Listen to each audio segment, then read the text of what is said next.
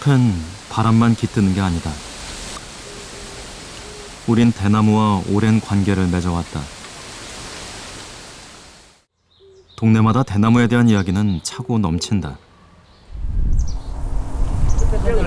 생금밭이라고 있죠. 요 시방에 대금이 이렇게 흐른 데가 미리 안 줘요. 그때만 가지면 한 마지기를 가지면은 너는 한 단지 짓는 보다 낫다고 그랬으니까 한 마지기만 가지 대밭 한 마지기가 그런 게들 옆에서 짓는 보다 낫다. 생금밭이라고 있죠. 아, 한 가마니 값을 받았다니요. 한 속에 한 가마니 값. 그때는 여기 가서 그냥 항새 같은 거 뭐 여기 다른 거 동물도 많이 와 있고 뭐 겨대인 것도 많고 그냥 막 그랬는데 지금 10년 전에 가도 그 있어가지고 저 쌀가지도 있고 그래서 그 쌀가지 한 마리가 개 두 마리 그냥 이어들한 게.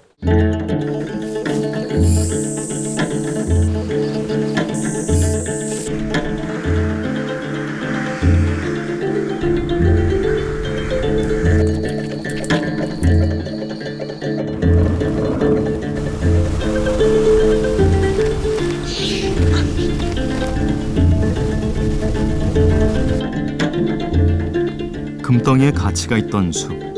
선비들이 닮고 싶어 했던 나무이자 범을 닮은 동물들이 살았다는 숲. 그러나 우린 아직 이 숲을 잘 알지 못한다. 이 프로그램은 지난 여름의 대숲과 그곳에 깃든 생명들에 대한 이야기다.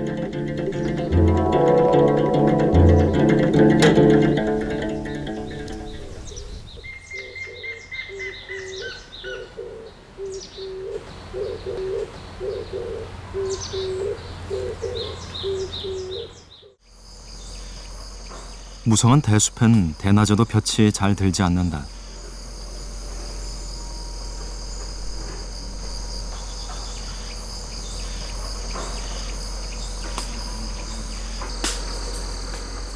숲은 습하고 아무것도 없는 듯 조용하다.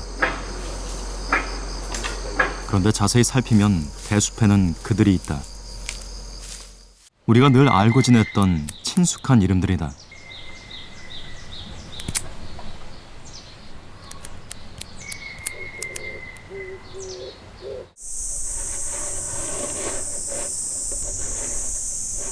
대나무를 감고 오른 건 누룩뱀. 녀석이 노리는 것은 무엇일까?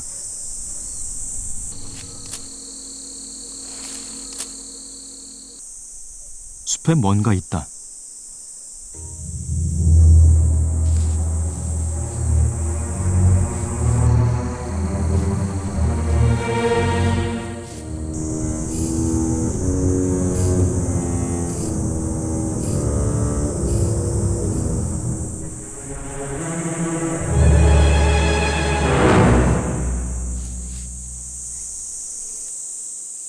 개구리는 운이 좋았다.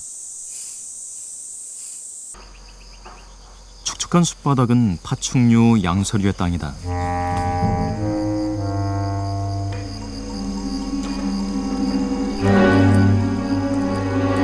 산 왕거미는 동리를 드러내고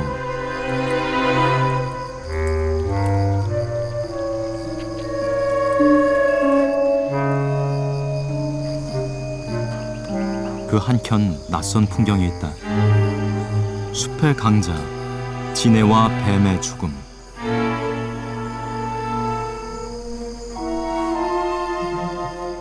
자연의 영원한 강자는 없다. 어두운 대숲엔 소리 없는 비명이 가득하다.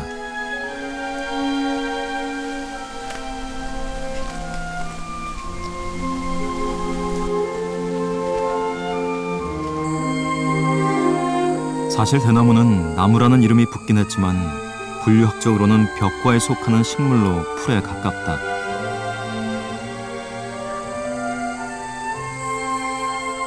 전 세계에 약 1,500종의 대나무가 존재하며 주로 열대 지역에서 온대 지역까지 넓게 분포한다. 우리나라에도 19종의 대나무가 번성한다.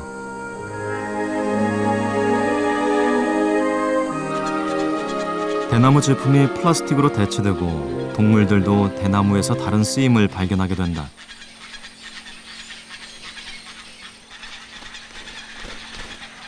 7월 중순.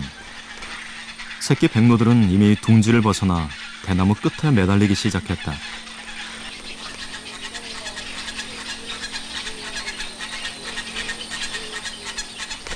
숲엔 먹이를 보채는 어린 백로들의 소리로 요란하다.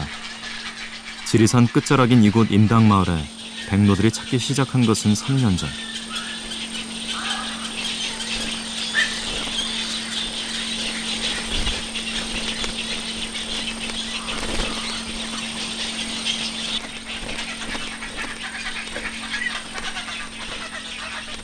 해마다 수가 불어 올해 500마리 넘게 이 숲을 찾아 번식을 시도했다.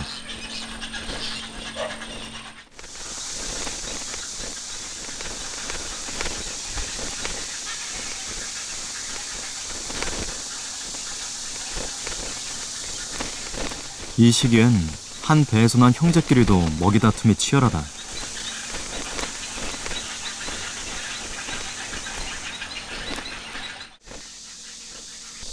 (10월) 초가 되면 이런 풍경도 사라진다. 백로들의 이동이 시작되기 때문이다.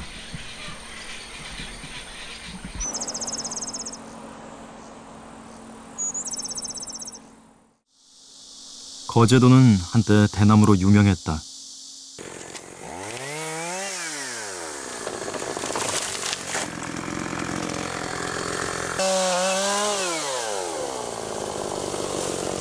마을 뒷산에선 대나무 수확이 한창이다.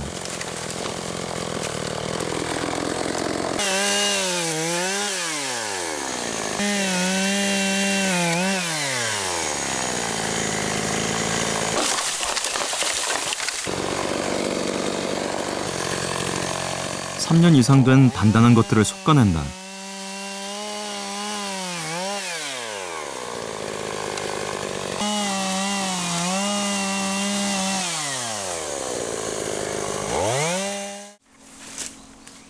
베어낸 대나무는 숯공장으로, 술공장으로, 또 죽통밥 그릇 용도로 팔려나간다.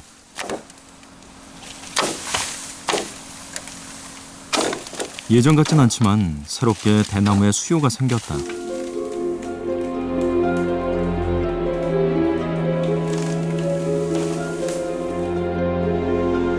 대숲은 본래 사람들이 일궈낸 공간이다. 대나무 수확이 끝나면 숲엔 변화가 찾아온다.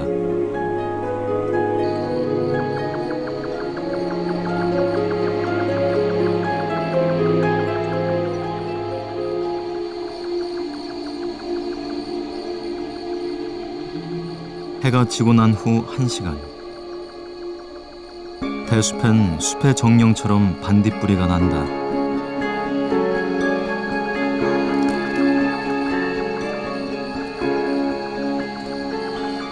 숲 바닥엔 곤충들의 움직임이 부산하다.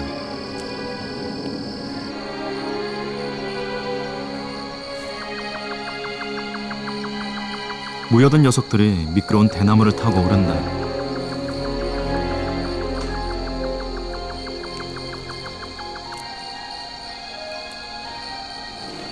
목적지가 코앞이다.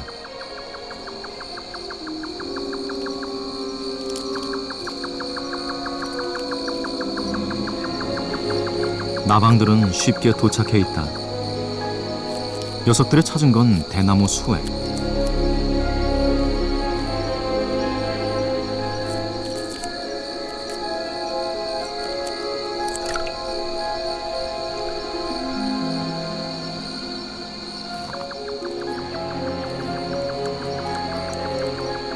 개미는 가장 먼저 도착한 녀석들이다.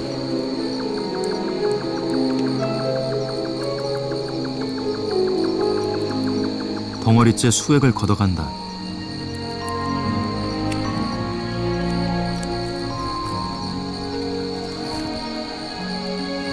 덩치가 산만한 사슴벌레도 개미에겐 먹이를 나눌 수 없는 경쟁자일 뿐이다.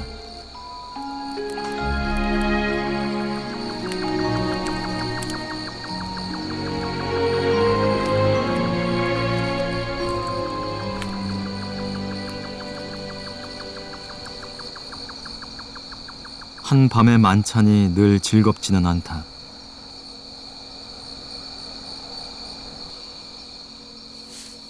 참개구리는 적당한 매복지를 찾았다. 노리는 건 바닥에 떨어지는 나방.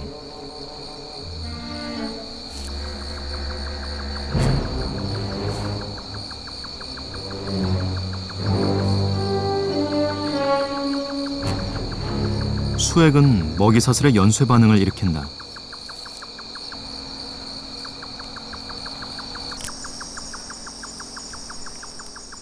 왕진해는 몸길이 15cm에 좌우 21쌍의 다리, 게다가 독샘을 가졌다. 왕진해가 바닥을 뒤진다.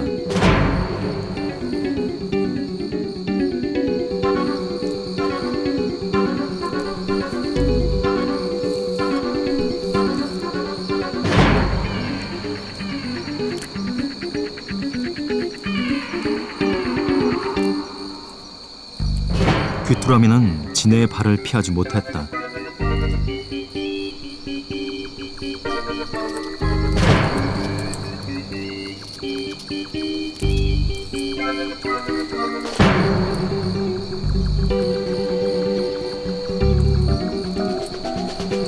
진해는 숲속 곤충들에겐 저승사자다.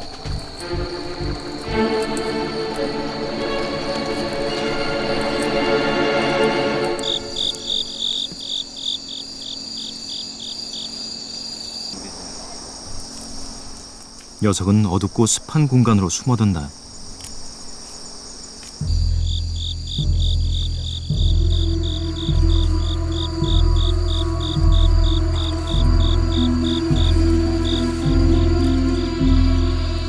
진해와 두꺼비. 민간 설화에서 자주 등장하는 두 주인공은 대나무 숲이 집인 셈이다.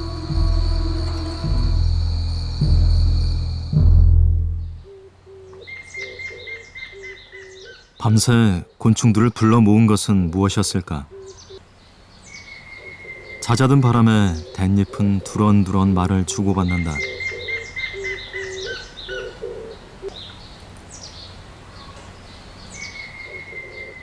비밀은 잘린 대나무 줄기에 있다.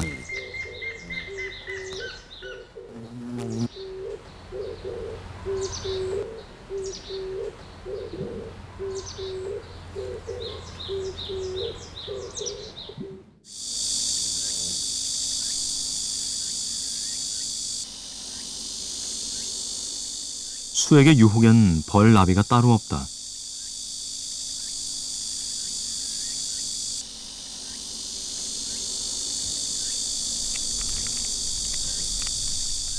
곤충의 강자 장수 말벌의 등장에 모두 혼비백산.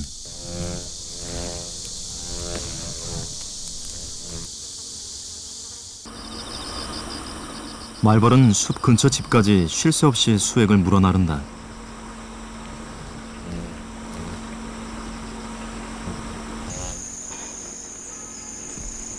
(8월) 중순 흐르기 시작한 수액은 한 달이 넘도록 곤충들을 유혹했다.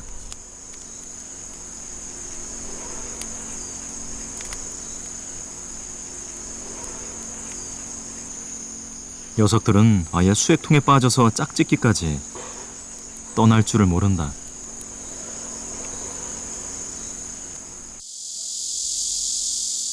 해를 넘긴 대나무 줄기는 용도가 다르다.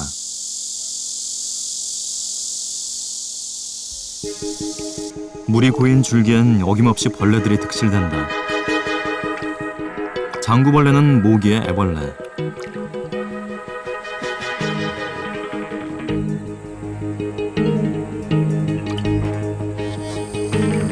꼬리를 수면으로 올려 공기 호흡을 해야 한다. 모기는 한 번에 약 300개의 알을 낳는데 부화한 애벌레는 물 속에서 작은 미생물을 먹고 덩치를 키운다. 수면 가까이 움직임이 심상치 않다.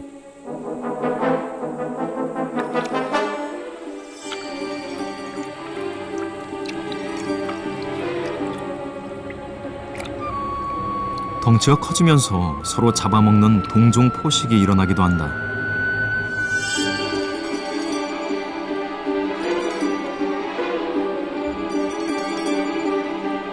장구벌레는 몇 번의 변태를 거친 뒤 모기로 날개 도지를 하게 된다.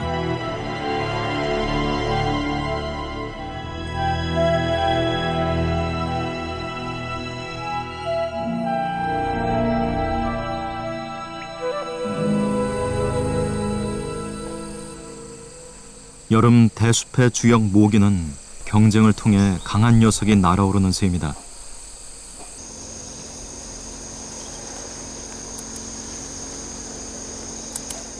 청개구리는 모기를 좋아한다.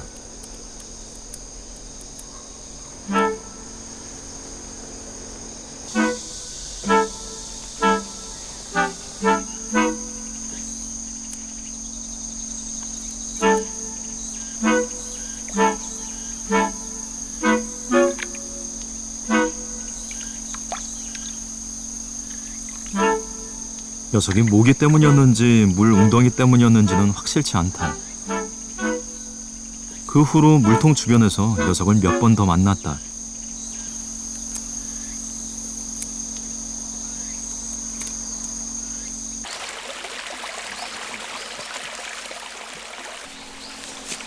대나무도 물을 좋아한다. 한 해 강수량의 1000mm 이상인 곳이라야 대나무가 산다.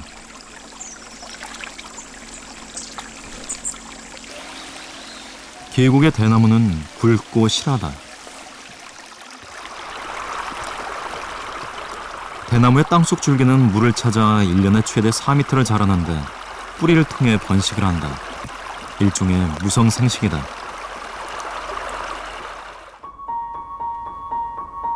대나무는 땅속 줄기를 통해 세력을 넓히고 죽순을 낸다. 땅속 줄기는 땅 위 줄기와 달리 속이 비어있지 않다. 대나무는 성장 속도가 빨라서 하루에 30cm를 자라기도 하는데 산 전체의 대나무가 실은 하나의 뿌리와 줄기로 연결되어 있는 셈이다.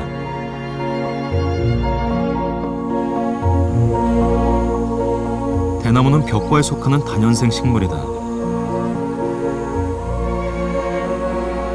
높이 20m, 건강한 대나무 숲은 다른 식물들을 들여놓지 않는 배타적인 공간이다.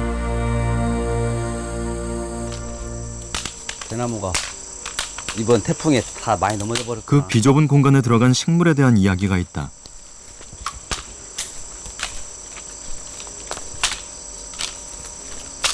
모기도 많고. 여기도 있었는데. 아, 여기 있다. 이게 저 옛날 어르신들이 얘기했던 죽삼. 어르신들 옛날부터 그 대나무 밭에는 새들이 많이 들어와 잠을 자니까 똥을 싸고 거기서 씨앗이 떨어져서 난 삼인가 봐요. 그 옛날 분들은 이게 죽삼이라고 하시더라고. 옆으로 뿌리가 자라는 대나무와는 달리 삼은 뿌리가 곧게 아래로 자라는 음지식물이다. 대나무는 아무에게나 공간을 허락하지 않는다.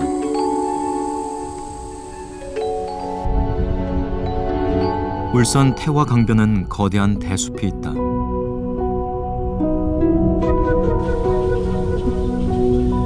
삼호 대숲은 6만 5천 제곱미터의 면적에 외가리, 중대백로, 중백로, 쇠백로, 황로, 해오라기, 흰날개 해오라기 등 7종의 백로류 8천여 마리가 번식을 위해 모인다.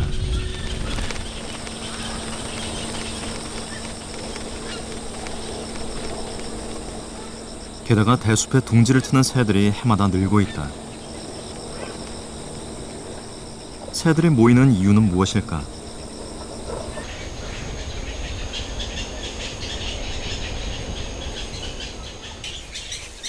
숲엔 살아있는 대나무와 죽은 대나무가 어지럽게 얽혀있다.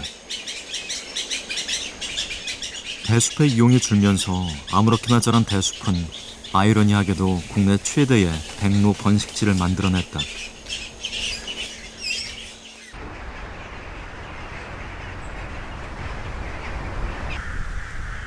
해마다 11월 겨울의 초입, 이곳 대숲을 찾는 손님이 바뀐다. 백로와 떼까마귀가 잠자리를 놓고 속담처럼 쫓고 쫓긴다. 황혼을 막 지나면 떼까마귀의 군무가 시작된다.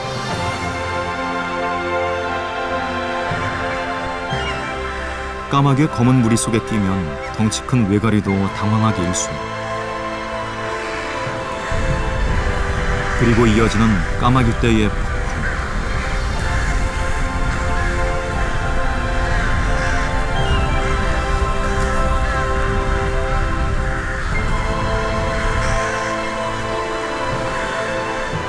불규칙하게 날던 까마귀 떼가 점차 일정한 방향으로 난다.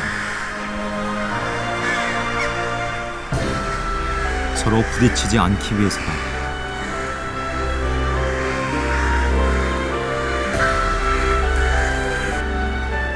녀석들은 몽골과 시베리아에서 번식하고 그리고 3호 대숲까지 수천 킬로미터를 날아왔다.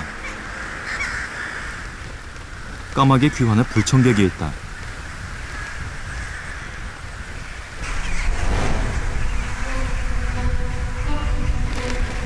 수리부엉이가 대숲에 앉았다.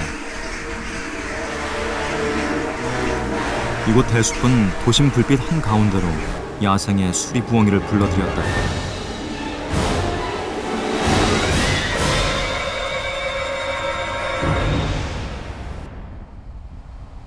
까마귀들이 대숲을 찾는 건 밤을 보낼 안전한 잠자리 때문이다.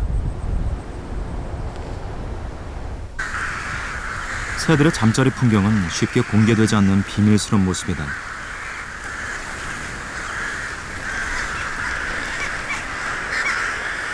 군무가 시작되고 4만 마리 무리 전체가 대숲까지 내려앉는 데 걸린 시간은 약 10분.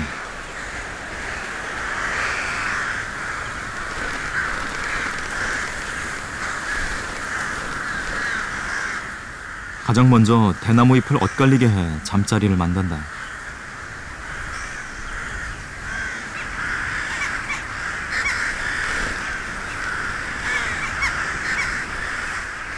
좋은 자리를 두고는 늘 경쟁이다.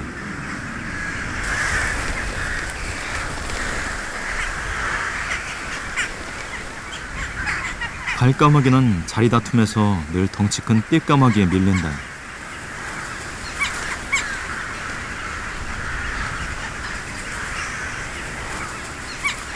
대나무 꼭대기에서 아래로 2m. 바람을 피하고 위아래 천적이 침입하기 어려운 위치가 녀석들의 잠자리다.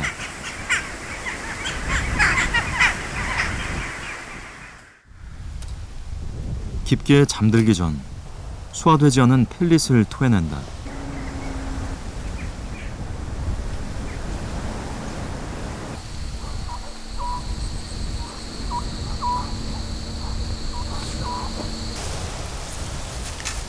서쩍 세우는 봄의 대수.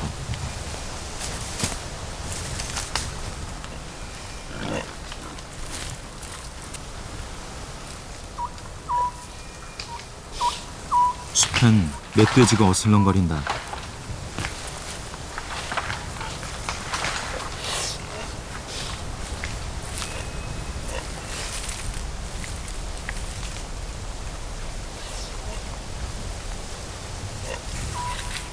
멧돼지는 예리한 후각으로 땅속에서 솟아오른 죽순을 찾아낸다.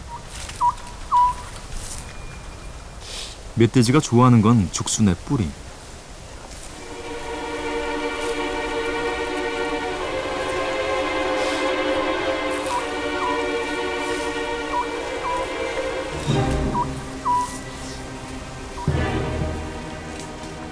봄의 대숲은 사람과 멧돼지 사이 갈등이 커지는 시기다.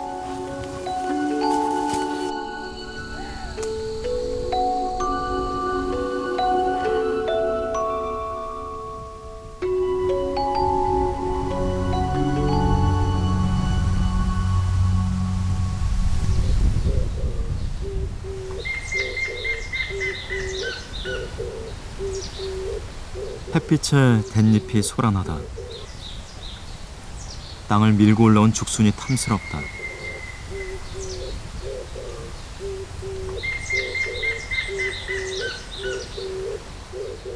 죽순은 불과 40-50일 만에 굵은 대나무로 솟아오른다. 이 시기 대나무의 크기와 굵기가 결정된다. 올해 새로 난 대나무엔 하얀 분이 선명하다.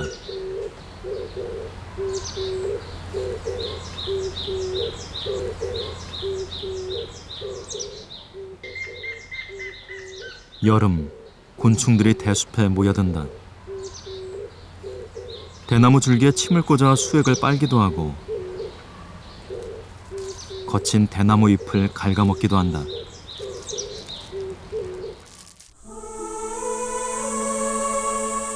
곤충들은 대나무를 지지대 삼아 알을 붙이기도 한다. 줄기엔 쌀알보다 작은 우담바라가 폈다.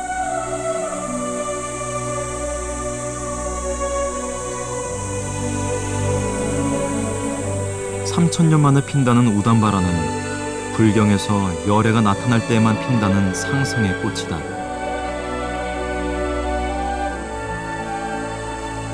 하지만 꽃의 정체는 풀 잠자리의 알이다.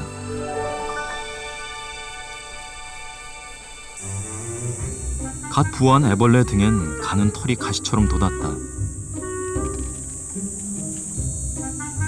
털엔 새로 난 대나무 분을 떼어 붙인다. 위장이다.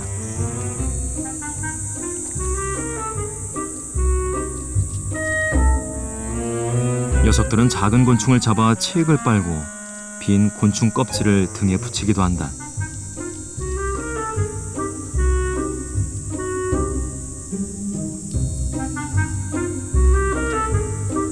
물론 가끔 잡아놓은 먹이를 놓치기도 하지만 말이다.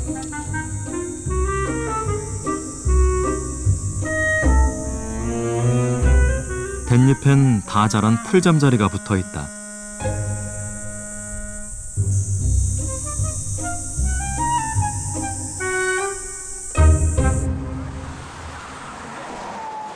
지난 4월 대나무 꽃이 피었다는 소식이 전해졌다. 대나무 꽃은 10월 초까지 6개월이 넘게 줄기를 옮겨가며 피고 있었다.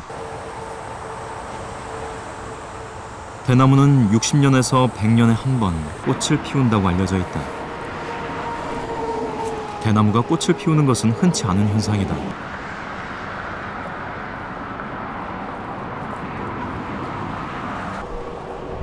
신현철 박사는 여름 내내 대나무 꽃의 변화를 지켜봤다. 대나무 개화 현상은 아직 과학으로 풀지 못한 미스터리다. 70년대 상당히 극심한 개화 현상을 보였는데 1977년도 그러니까 35년 전에 우리 남부지방이 대대적으로 꽃이 피가지고 중립농가에 엄청난 피해를 본 적이 있습니다. 중립농가의 47%가 개화로 인해 가지고 피해를 입은 그런 보고가 있습니다.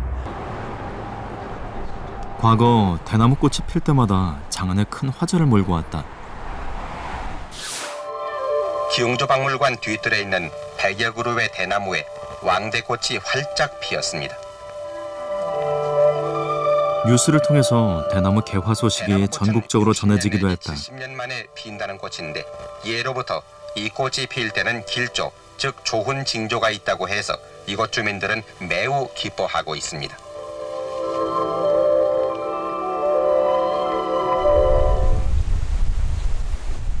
중국의 고전 장자에는 대나무 열매는 봉황이 먹는 상서로운 열매라고 적고 있다. 설악산 입구 신흥사 주변은 올봄 4월부터 대나무 꽃이 환창이었다. 이곳 조리대 밭은 스님들의 산책로다. 참 나무같이 다 죽었네. 찬 죽인 조리대가 다 죽는 거 보니까 이제 나랑 농사로 안 지도 될라나 쌀밥을 안 먹어도 될라나. 꽃핀 조리대엔 보리를 닮은 이삭이 달렸다.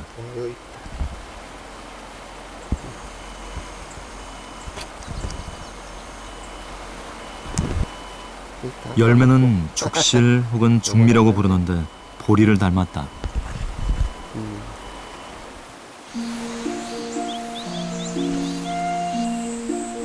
자연의 변화를 가장 먼저 감지하는 것은 숲속 동물들이다. 노랑턱 맷새가 바닥을 뒤지는 사이 거꾸로 매달리기 선수 동고비가 익숙하게 남은 씨앗을 찾는다. 조리대 열매는 새들만의 것은 아니었다. 과거 춘궁기에 조리대 열매로 밥을 지어 먹고 굶어 죽는 것을 면했다는 이야기가 조선 왕조 실록에 실릴 정도였다.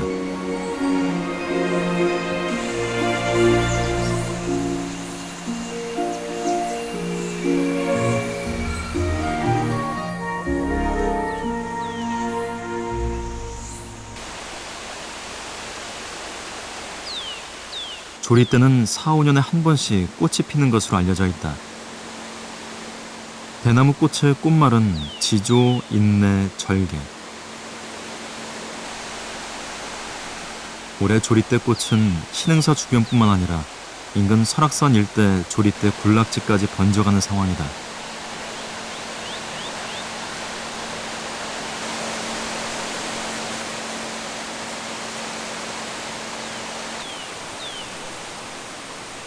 숲엔 또 다른 변화가 생겼다.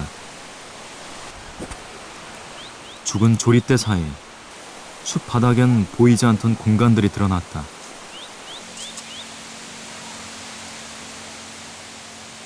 요거는 아직 안 터졌어요. 딱 지금 터지고 있어요. 조리대 열매가 열리면 산취가 번성한다고 알려져 있다.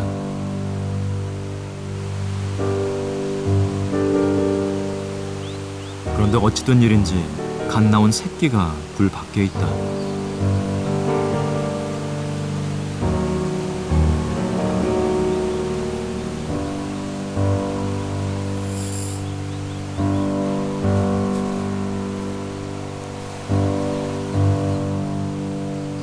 개미에 뱀까지 설상가상이다.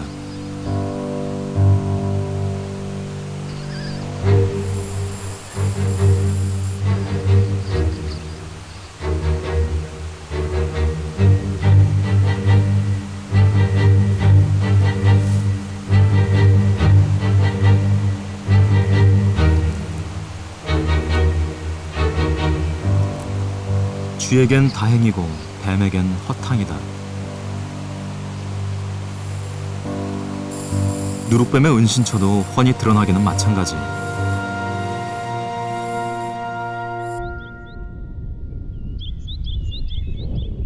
이곳엔 또 다른 대나무꽃 이야기가 있다. 거제 칠전도의 한 대숲에 꽃이 핀 건 지난 2008년.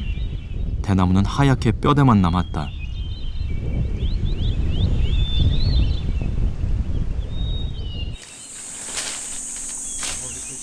3년 사이 무성했던 대나무 숲은 칡과 덩굴들로 점령당했다.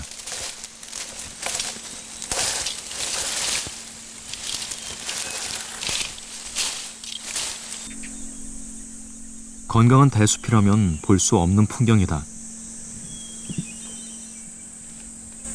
꽃이 얼마나 그 무게가 맞는 거예요. 대가 썰리다 완전 막 90도 휘더라고요. 휘면서 시간이 약 1년 걸리더라고요. 완전 다 들어있는 거 안 돼요. 그때부터는 이제 대가 이제 말이 있어요. 차차차차. 당시 마을에선 꽃핀 대나무를 두고 설왕설래 해석이 분분했다.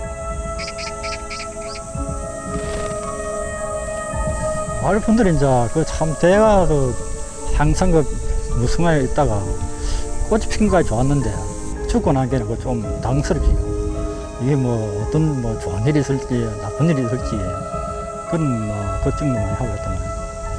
그래서 그 꽃이 피가지고 대가 죽고 나는 게는 참 이 나라를 봐서도 대한민국을 봐서도 별로 좋은 인상이 없더라고요. 마을에서는 별로 나쁜 일도 없고 얘도 뭐 편안하게 지나갔는데 이해할 수 없는 자연의 변화. 사람들에겐 두려움을 몰고 온다.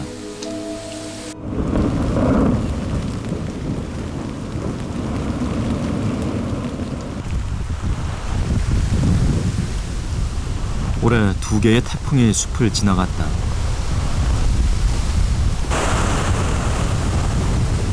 이에 선비는 바람 앞에 선 대나무를 보면서 지조라는 단어를 떠올렸다.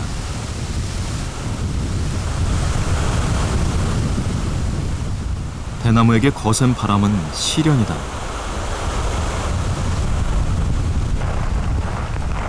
바람은 곧 비로 바뀐다.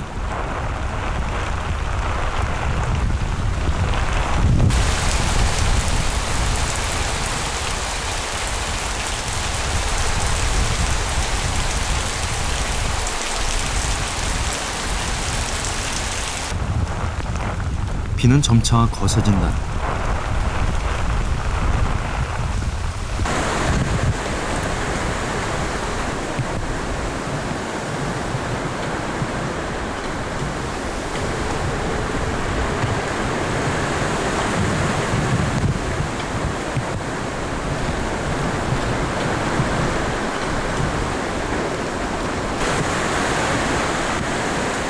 백로는 더 깊이 대숲 안쪽까지 내려가 바람을 버틴다.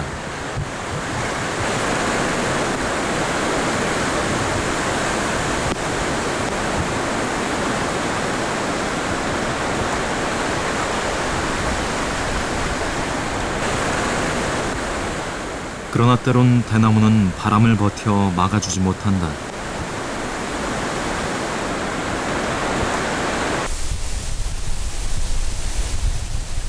큰 대나무 숲 한가운데는 차라리 고요하다.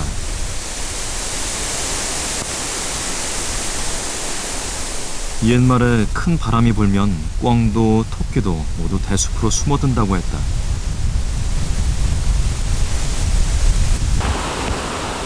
작은 생명들은 숲 안쪽 대나무를 의지해 바람을 견딘다.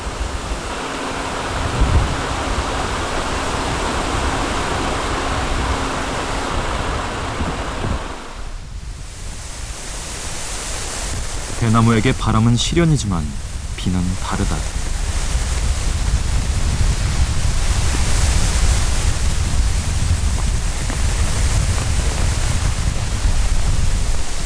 줄기를 따라 흘러내린 비는 뿌리까지 적시게 된다.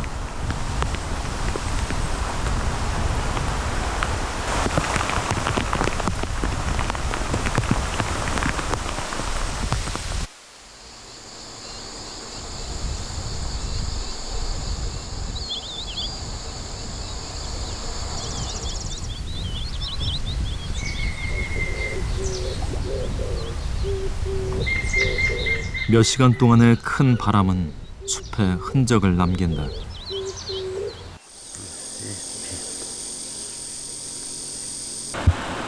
대나무 몇 그루는 바람을 견디지 못했다. 평소 줄기에 상처가 난 것들이다.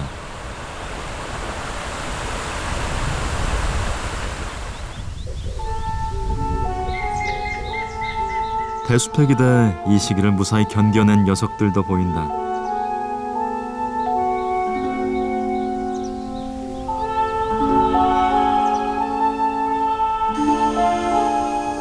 대나무 줄기에 집을 만들어 붙였던 뱀허물 쌍살벌. 비 맞은 젖은 집을 말리느라 부산하다.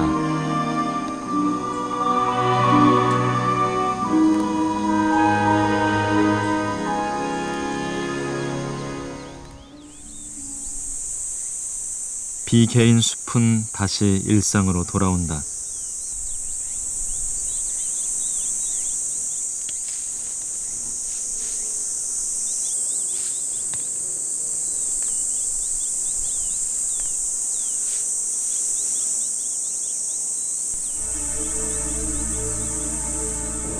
축축해진 숲에서 포착된 기이한 움직임.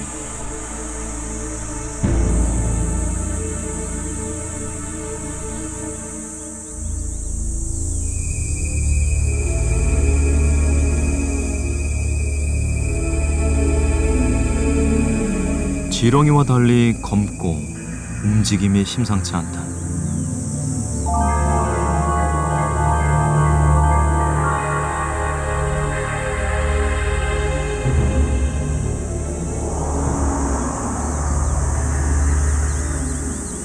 왕산 거머리는 지난해 최초로 발견돼 학계에 보고된 신종으로 길이 10cm의 대형 거머리다.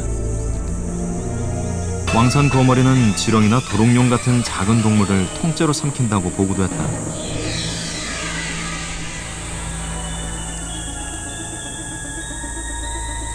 녀석은 긴 지렁이를 잘라 반쯤 삼킨 채 숲으로 사라졌다. 이 영상은 대숲에서 왕산 거머리의 존재와 활동이 담긴 최초의 사례다.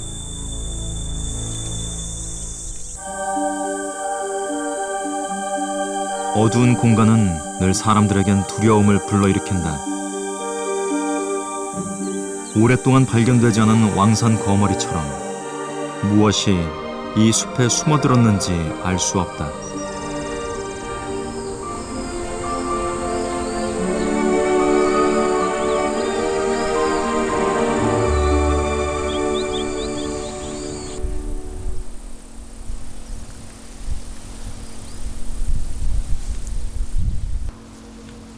사람들의 계절이 익어간다.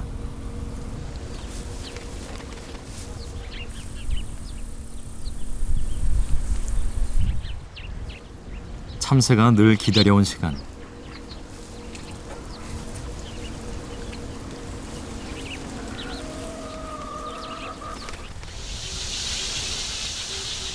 한 시인은 뱃까지 앉은 참새들의 소리를 소낙비에 빗댔다.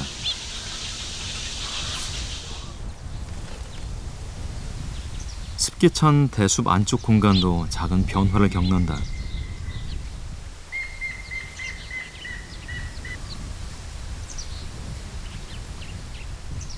온전한 대나무가 되지는 못하지만 곳곳에 가을 죽순이 솟고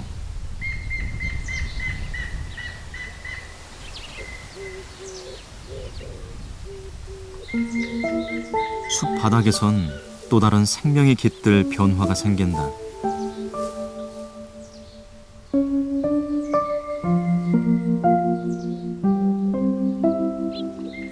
대나무 숲엔 버섯이 잘 자란다. 어둡고 습하기 때문이다.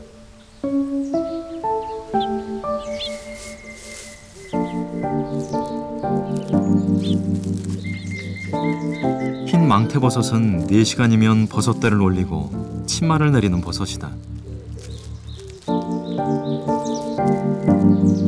흰 망태버섯은 죽순, 대나무의 손자로 불린다. 오직 대숲에서만 자라기 때문이다.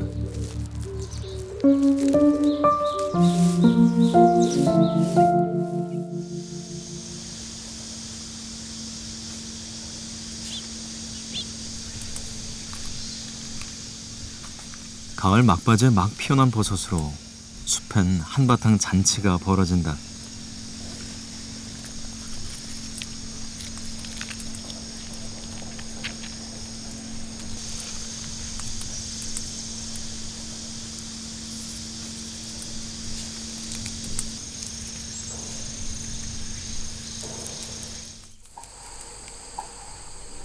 대숲에서만 볼 수 있는 또 다른 녀석이 있다. 바둑돌 부전나비다. 100원짜리 동전 크기의 바둑돌을 뿌려놓은 듯한 무늬를 가진 녀석은 유일한 육식성 나비로 알려져 있다. 녀석들은 조리대, 이대 같은 키 작은 대나무에서 사는데 그 이유가 있다.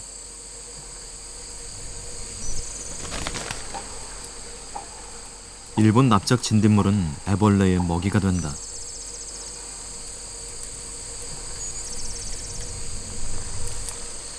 다 자라도 꽃을 찾지 않는다.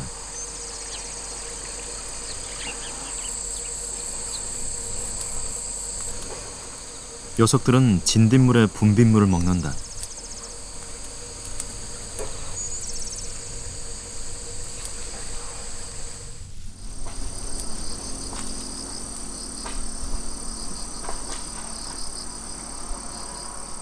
늘 같은 것은 없다.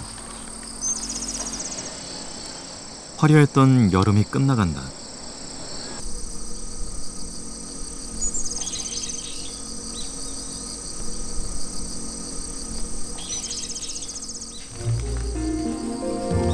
여름 내내 숲의 곤충들을 불러 모았던 대나무 수액. 수액은 더 이상 방울방울 솟지 않는다. 곳곳에 굳은 채 곰팡이로 부풀어 올랐다. 자연은 생성되고 소멸한다. 대숲의 순환은 흙에서 시작해서 흙으로 끝난다. 죽은 대나무는 개미들의 집이다.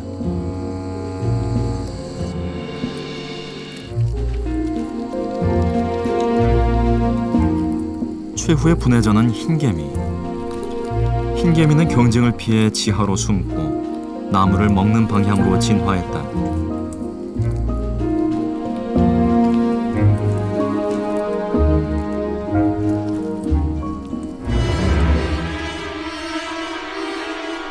개미들이 흰개미집을 뒤진다.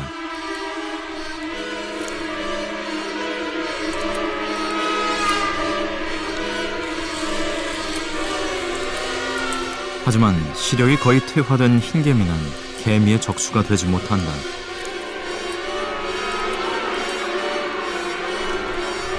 흰개미 집의 평화는 오래가지 않았다.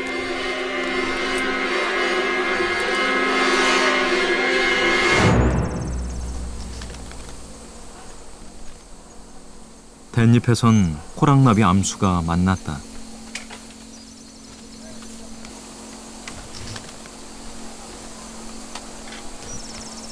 성급한 수컷들에겐 시간이 없다. 계절의 막바지, 모든 것은 때가 있다.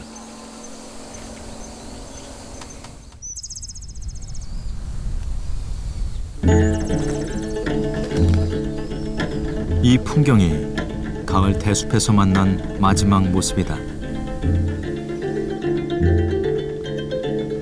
본래 사람들의 숲.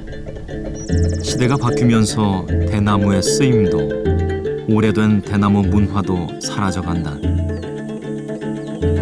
그러나 자연엔 그냥 버려지는 공간은 없다.